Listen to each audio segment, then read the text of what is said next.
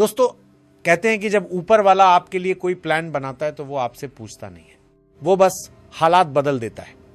Cricket की दुनिया में एक पुरानी कहावत है, form is temporary but class is permanent.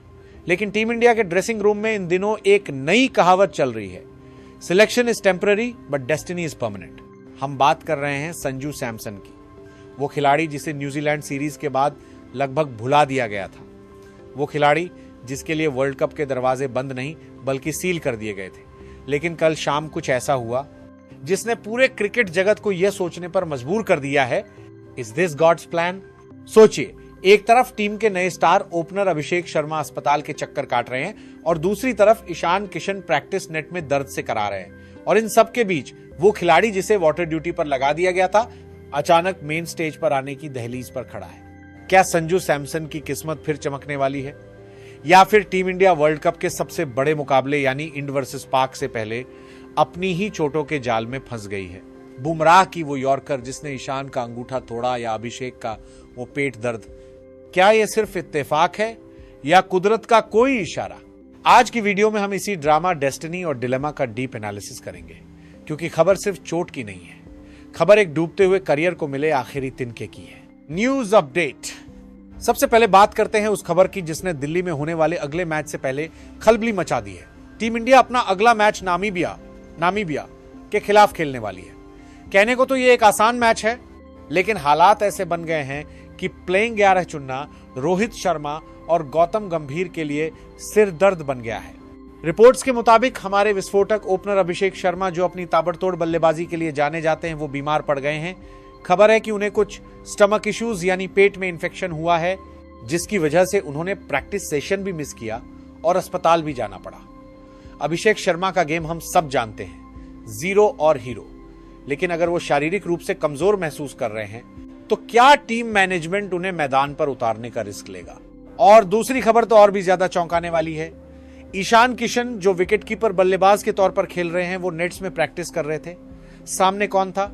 The legend Jasprit Bumrah, जो खुद पिछले कुछ दिनों से वायरल फीवर से जूझ रहे थे। जैसे ही फिट होकर लौटे, उन्होंने अपनी रफ्तार का कहर बरपा दिया। उनकी एक सटीक टो क्रशिंग यॉर्कर सीधे ईशान किशन के बाएं पैर के अंगूठे पर जा लगी। ईशान दर्द से वहीं बैठ गए। सोचिए, जो बुमराह कल तक खुद बीमार थे, आज फिट होते ही उन्होंने अपनी ही टीम के कीपर को घायल कर दिया। इसे कहते हैं फ्रेंडली फायर, लेकिन बहुत ही दर्दनाक तरीके से। अब सवाल यह है कि अगर अभिषेक और ईशान दोनों अनफिट हो जाते हैं तो ओपनिंग कौन करेगा? और यहीं पर एंट्री होती है हमारे आज के प्रोटैगोनिस्ट संजू सैमसन की। Flashback, context. लेकिन दोस्तों, संजू की वापसी की बात करने से पहले हमें थोड़ा पीछे जाना होगा फ्लैशबैक में, क्योंकि यह समझना जरूरी है कि संजू सैमसन के लिए यह मौका गोल्डन टिकट क्यों है। याद कीजिए, न्यूजीलैंड वाली series Sanju Samson team India की फर्स्ट चॉइस थे। First choice opener, first choice keeper. गंभीर और मैनेजमेंट ने उन पर पूरा भरोसा दिखाया था। उनसे कहा गया था, जाओ संजू, ये स्टेज तुम्हारा है। लेकिन हुआ क्या? 5 मैच और कुल जमा 46 रन। जहां उम्मीदों का पहाड़ था, वहां परफॉर्मेंस की एक छोटी सी टीले जितनी ऊंचाई भी नहीं दिखी। संजू ने उस सीरीज में वो किया जिसे हम हिंदी में कहते हैं, जिस डाली पर बैठे थे उसी को काट दिया। उस खराब प्रदर्शन के बाद दुनिया ने उन्हें राइट ऑफ कर दिया। सोशल मीडिया पर ट्रोलिंग हुई। एक्सपर्ट्स ने कहा कि अब संजू का चैप्टर क्लोज हो चुका है। यहां तक कि वर्ल्ड कप स्क्वाड में उनकी भूमिका सिर्फ खिलाड़ियों को पानी पिलाने तक सीमित रह गई थी। प्रेशर खत्म हो चुका था, क्योंकि उम्मीदें खत्म हो चुकी थीं। प्रैक्टिस सेशंस में भी उनसे ज्यादा फोकस नहीं करवाया जा रहा था। संजू सैमसन एक अंधेरे कोने में चले गए थे, वो कोना जहां से वापसी का रास्ता बहुत मुश्किल होता है। लेकिन कहते हैं ना, वक्त को बदलते वक्त नहीं लगता। सडनली ये खबरें आती हैं और मुझे एक इंट्यूशन आ रहा है, एक गट फीलिंग आ रही है कि शायद ये संजू सैमसन की स्क्रिप्ट में लिखा एक प्लॉट ट्विस्ट है। क्या पता कुदरत ने उनके लिए एक रोलर कोस्टर राइड प्लान कर रखी थी कि पहले तुम गिरोगे, दुनिया तुम्हें भूलेगी, तुम अकेले पड़ जाओगे, और फिर अचानक जब किसी को उम्मीद नहीं होगी, तुम वापस आओगे। Deep analysis. अब आते हैं असली मुद्दे पर, the logical analysis. Team India के सामने अब 2 रास्ते हैं और दोनों ही कांटों भरे हैं। पहला रास्ता, the injury risk, Abhishek Sharma अगर 80% भी फिट हैं या ईशान किशन दर्द निवारक पेन किलर्स लेकर खेलने को तैयार हैं, तो क्या उन्हें नामीबिया जैसे हल्के मैच में उतारना चाहिए? याद रखिए, इसके ठीक बाद the mother of all battles है इंडिया वर्सेस पाकिस्तान। अगर अभिषेक शर्मा नामीबिया के खिलाफ आधे अधूरे फिट होकर खेलते हैं और उनकी तबीयत और बिगड़ जाती है, तो पाकिस्तान के खिलाफ कौन खेलेगा? अगर ईशान किशन उस टूटे हुए अंगूठे या चोटिल पैर के साथ कीपिंग करते हैं और चोट गहरी हो जाती है, तो पाकिस्तान के खिलाफ दस्ताने कौन पहनेगा? बुमराह की वो यॉर्कर सिर्फ एक गेंद नहीं थी, वो एक चेतावनी थी। बुमराह फिट हो गए हैं। वॉशिंगटन सुंदर भी टीम से जुड़ गए हैं, डिनर पर सब साथ दिखे।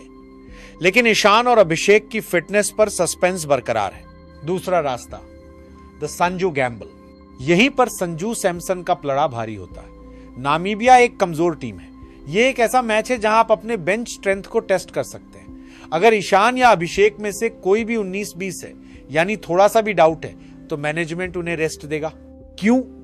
क्योंकि पाकिस्तान मैच से पहले आप अपने प्रमुख सैनिकों को खोना नहीं चाहेंगे, और अगर ऐसा हुआ तो संजू सैमसन ओपन करेंगे।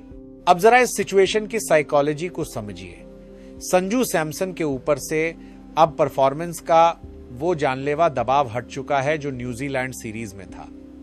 अब उनके पास खोने के लिए कुछ नहीं है, और जब एक खिलाड़ी नथिंग टू लूज वाले एटीट्यूड के साथ खेलता है तो वो सबसे ज्यादा खतरनाक होता है। लेकिन यहां एक बहुत बड़ा कैच है। मान लीजिए संजू सैमसन को मौका मिलता है, वो नामीबिया के खिलाफ खेलते हैं और अपनी क्लास दिखाते हुए एक शानदार शतक, सेंचुरी जड़ देते हैं, 100 रन 50 गेंदों में। तब क्या होगा? तब टीम इंडिया एक बहुत बड़े धर्म संकट में फंस जाएगी। ये सिनेरियो दे बातें। दोस्तों, इमेजिन कीजिए इस सिनेरियो को। संजू सैमसन ने नामीबिया के खिलाफ शतक मार दिया। अब अगला मैच पाकिस्तान से है। अभिषेक शर्मा का पेट दर्द ठीक हो चुका है, ईशान का पेट ठीक है। अब आप किसे खिलाएंगे? क्या आप उस खिलाड़ी संजू को बाहर बैठाएंगे जिसने पिछले मैच में शतक मारा है, या फिर आप उस खिलाड़ी अभिषेक ईशान को बाहर बैठाएंगे जिसने पूरे साल मेहनत की है और अपनी जगह कमाई, अर्नड इट है? क्रिकेट का लॉजिक कहता है कि ईशान किशन और अभिषेक शर्मा ने अपनी जगह कमाई है।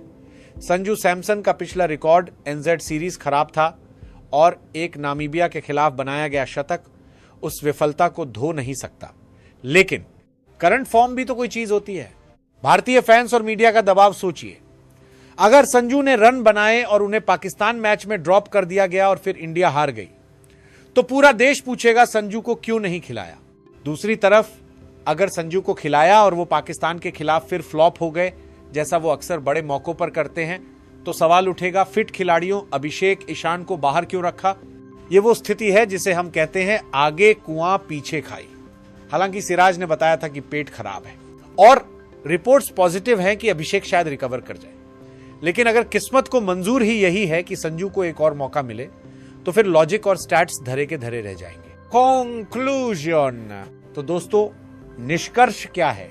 मेरी राय में टीम मैनेजमेंट पाकिस्तान मैच को ध्यान में रखते हुए कोई भी रिस्क नहीं लेगा। नामीबिया के खिलाफ अगर अभिषेक या ईशान 100% फिट नहीं है, तो उन्हें जबरदस्ती मैदान पर नहीं उतारा जाएगा। यह लगभग तय है। और अगर ऐसा होता है तो संजू सैमसन के पास यह आखिरी मौका होगा। यह वो मौका है जो उन्हें किस्मत, भगवान या गॉड्स प्लान ने तश्तरी में सजा कर दिया है।